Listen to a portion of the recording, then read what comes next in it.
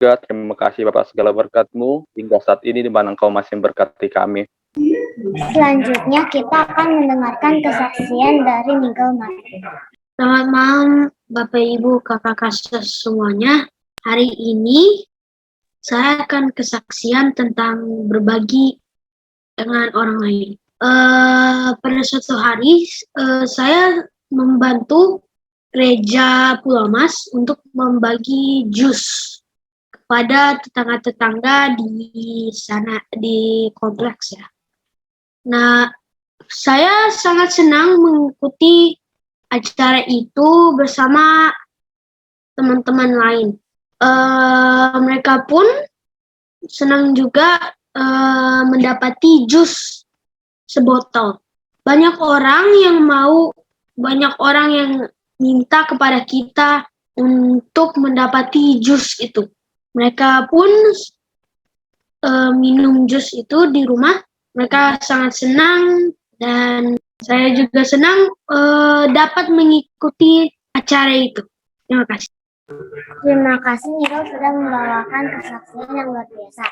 Dan sekarang kita akan mendengarkan lagu pujian dari CMG KDC Sinaga dan kawan-kawan.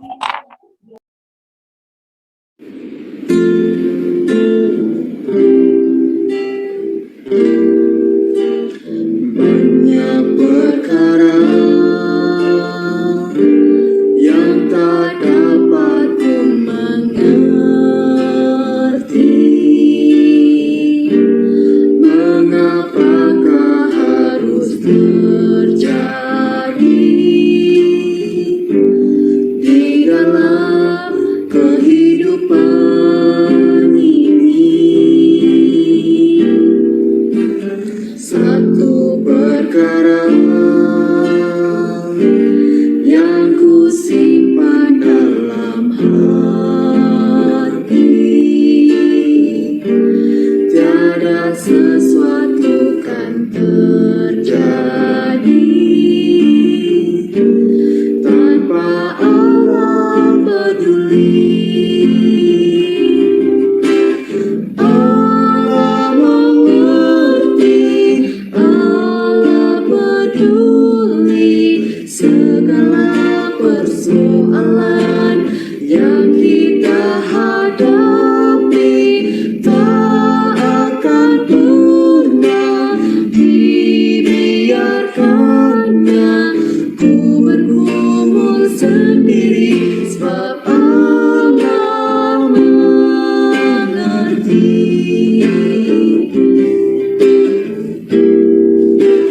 Banyak perkara yang tak dapat ku mengerti. Mengapakah harus terjadi di dalam kehidupan ini? Satu perkara yang ku simpan dalam hati, tiada sesuatu kan terjadi tanpa Allah peduli. Allah mengerti, Allah peduli segala persoalan yang kita hadapi. Tak akan pernah dibiarkannya ku bergumul sendiri, sebab Allah mengerti.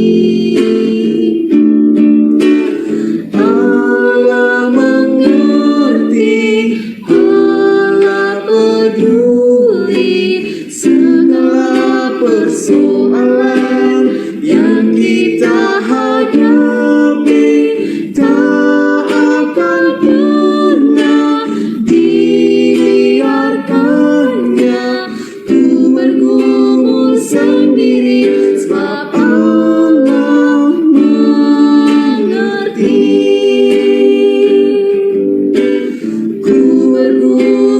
sendiri, sebab Allah mengerti. Shalom, selamat malam bagi kita semua. Senang bisa bertemu pada malam hari ini walaupun mengikuti Zoom. Izinkanlah saya Abigail Syagian dan teman saya Olivia Marbun untuk membawakan firman Tuhan di Minggu Sembahyang Pathfinder pada malam ini. Malam ini adalah malam pertama Minggu Sembahyang Pathfinder yang berjudul Saya akan pergi dan berjanji untuk memelihara hukum-hukumnya. Dan ayatnya berbunyi, bagaimanakah mungkin aku melakukan kejahatan yang besar ini dan berbuat dosa terhadap Allah? Kejadian 39 ayat 9. Sebelum kita melanjutkan pelajaran ini, mari kita sama-sama berdoa. Bapa yang di surga, terima kasih ya Tuhan, kami akan memulai ibadah kami pada malam hari ini. Berkatilah hamba-Mu supaya bisa berkata-kata dengan baik ya Tuhan. Dalam nama Yesus, kami berdoa, amin. Kemerosotan moral dalam pola kehidupan manusia dari masa ke masa merupakan hal yang perlu diperhatikan secara serius dan mendalam sebagai faktor yang mempengaruhi kehidupan manusia. Kecenderungan manusia yang berpusat pada kebutuhan dan kesenangan pribadi mengakibatkan terjadinya berbagai masalah di dalam interaksi dengan sesama maupun dengan dirinya sendiri. Bapak, Ibu, dan teman-teman sekalian, mungkin manusia semakin hari semakin mementingkan dirinya sendiri sehingga sulit berhubungan baik dengan orang lain. Karena itu, tidaklah mengherankan bila keberadaan ini mempengaruhi kehidupan manusia saat ini. Mengingat begitu banyak kepentingan keberadaan moral manusia dalam peradaban, maka diperlukan penuntun melalui ajaran agama untuk menciptakan suatu pola kehidupan yang baik dan benar. Untuk itulah diperlukan suatu petunjuk yang didasarkan pada pemahaman 10 perintah Tuhan, yang merupakan pedoman dan acuan dalam menjalani kehidupan. Teman-teman dan Bapak Ibu sekalian, Tuhan begitu baik kepada kita manusia, sehingga Dia memberikan 10 hukum untuk menuntun hidup kita. Keberadaan perintah Tuhan yang ditulis dalam kitab Keluaran 20 ayat 3 sampai 17 merupakan suatu pedoman yang tetap relevan dari waktu ke waktu, karena di dalamnya berisikan pola-pola hubungan yang sesuai dengan keberadaan manusia dalam hubungannya baik dengan Tuhan, sesama pun maupun pribadinya sendiri. Saudara-saudari sekalian, 10 hukum inilah pedoman kita dalam hubungan dengan Allah dan sesama manusia. Mari kita melihat contoh di Alkitab, seorang yang menghidupkan hukum ketika berada di negeri orang lain. Dia adalah Yusuf. Latar belakang keluarga Yusuf. Yusuf dibesarkan dalam keluarga yang memiliki banyak masalah. Ayahnya memiliki 4 orang istri, yaitu Leah, Rahel, Bilhah, dan Zilpa, dan memiliki 12 anak dan 1 putri. Sebuah model keluarga yang jauh dari ideal di mana terdiri dari 1 suami dan seorang istri dan beberapa orang anak. Keadaan rumah tangga Yakub selalu dibumbui hal-hal yang buruk, yaitu kebencian, iri hati, sikap pilih kasih, dan kesombongan. Dan semuanya ini membawa kepada kehancuran. Teman-teman sekalian, Yusuf terlahir di keluarga yang tidak. Bagaimana dia menjalani hidupnya dekat dengan Tuhan? Mari kita pelajari. Kemandirian Yusuf bersama dengan Tuhannya menuntun dia di setiap langkah sehingga dia diangkat memiliki kedudukan dalam kerajaan Raja Firaun. Bahkan Yusuf pun dapat menyelamatkan keluarganya. Ellen G. White dalam buku The Spirit of Prophecy, jilid 1 halaman 128 dan 129. Yusuf menyadari kemarahan saudara-saudaranya. Mereka menuduhnya munafik. Pada saat mereka menyampaikan kecemburuan mereka, setan mengendalikan pikiran mereka, dan mereka kehilangan perasaan belas kasihan dan tidak lagi mengasihi saudaranya. Coba kita bayangkan Bapak, Ibu, dan teman-teman sekalian, jika kita di posisi Yusuf, apa yang kita akan lakukan? Roh nubuatan menggambarkan tabiat Yusuf yang sangat berbeda dengan tabiat saudara-saudaranya. Ia memperhatikan petunjuk-petunjuk bapaknya dan senang untuk menurut Allah. Sifat-sifat yang dikemudikan hari membedakan dia di Mesir, kelemah lembutan, ketulusan, kejujuran. Sudah terlihat jelas di dalam hidupnya setiap hari. Kisah Yusuf sesungguhnya dimulai ketika dia kehilangan jubahnya. Dia dibuang ke lubang sumur dan situasi ini memaksanya untuk membuat Allah sebagai pusat kehidupannya. Inilah universitas kehidupan Yusuf yang ditamatkan di lubang sumur. Hal itu melakukan suatu upacara yang mendewasakan baik secara rohani maupun secara psikologi. Teman-temanku dan Bapak Ibu sekalian, Yusuf menjadikan Allah sebagai pusat kehidupannya di setiap hari. Setelah dilihat oleh tuannya bahwa Yusuf disertai Tuhan dan bahwa Tuhan membuat berhasil segala sesuatu yang dikerjakannya, maka Yusuf mendapat kasih tuannya dan ia boleh melayani dia. Kepada Yusuf diberikannya kuasa atas rumahnya dan segala miliknya diserahkannya kepada kekuasaan Yusuf. Kejadian 39 ayat 1-4. Kalimat tetapi Tuhan menyertai Yusuf sehingga ia menjadi seorang yang selalu berhasil dalam pekerjaannya. Yusuf disertai Tuhan dan bahwa Tuhan membuatnya berhasil segala sesuatu yang dikerjakannya. Membuktikan langsung kepada kita kalau setia sama penurutan firman Tuhan yang ada yaitu berkat-berkat keberhasilan di dalam pekerjaan kita sehari-hari. Bapak, Ibu, dan teman-temanku, Yusuf membuktikan langsung kepada kita kalau kita setia sama penurutan firman Tuhan, maka berkat-berkat keberhasilan akan kita peroleh di dalam pekerjaan kita sehari-hari. Disertai oleh pemimpin Tuhan Yesus Kristus, di dalam pekerjaan kita sehari-hari, apapun profesi pekerjaan kita, maka Tuhan akan membuat kita selalu berhasil, dan berhasil. Siapa yang tak senang kalau pekerjaan kita dari hari ke hari selalu berhasil dan diberkati oleh Tuhan seperti pengalaman langsung Yusuf yang bekerja di rumah Potifar. Firman Tuhan ini akan disambung oleh teman saya Olivia Marbun. Selamat malam Bapak, Ibu, dan teman-teman sekalian. Sebelum kita melanjutkan pelajaran kita pada malam hari ini, mari kita kembali berdoa. Bapa kami yang di surga, terima kasih untuk saat yang indah ini. Pada saat ini kami akan melanjutkan belajar firman Tuhan. Berkati kami agar kami dapat mengerti. Berkati juga hamba-Mu agar dapat menyampaikan firman ini dengan baik. Terima kasih Tuhan, dalam nama Yesus kami berdoa, amin. Namun jangan lupa, setelah berhasil dalam pekerjaan, bahkan memperoleh berkat kekayaan yang berlimpah-limpah, kewajiban kita tak boleh dilupakan, yaitu perpuluhan. Yang terpenting lagi, dalam keberhasilan pekerjaan, ada satu tugas misi khususnya di lingkungan pekerjaan kita yang diperintahkan Tuhan Yesus Kristus, yaitu beritakan Injil ke seluruh dunia. Teman-temanku sekalian, jikalau kita sudah berhasil dalam pekerjaan kita jangan pernah lupa akan pekerjaan Tuhan. Kita juga jangan lupa melayani Tuhan. Yusuf di usia teramat muda, gagah, ganteng, manis sikapnya, dan elok parasnya, ternyata telah membuat jatuh cinta istri dari Potifar. Istri Potifar begitu jatuh cinta kepada Yusuf, sehingga membujuk dan bahkan memaksa Yusuf untuk mengkhianati tuannya Potifar dan juga Allahnya sendiri. Tapi Yusuf menolak. Mengapa Yusuf sampai menolak ajakan perzinahan dan perselingkuhan dari istri Potifar ini? Bagaimanakah mungkin aku melakukan kejahatan yang besar ini dan berbuat dosa terhadap Allah? Soal perzinahan dan perselingkuhan ini telah diajarkan Yusuf kepada kita bahwa perzinahan atau perselingkuhan, siapapun itu yang melakukannya adalah perbuatan paling jahat dan keji di mata Tuhan. Tuhan memang akan mengampuni dosa-dosa perzinahan, tetapi Tuhan tidak akan menanggung akibat-akibat dari dosa perzinahan.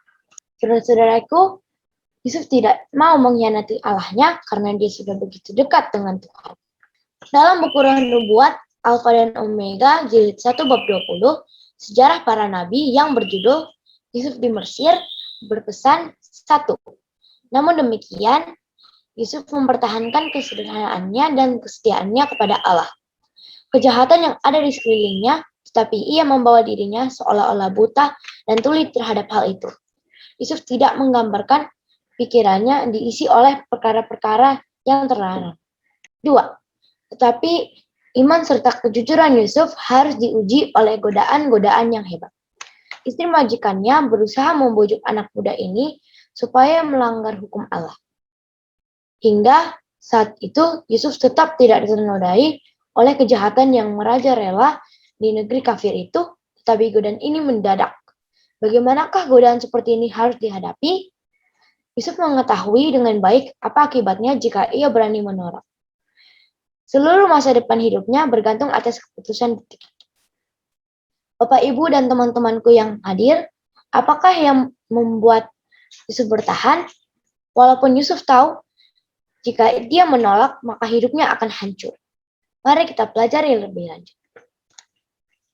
3. Jawaban Yusuf menyatakan kuasa dari prinsip-prinsip keagamaan.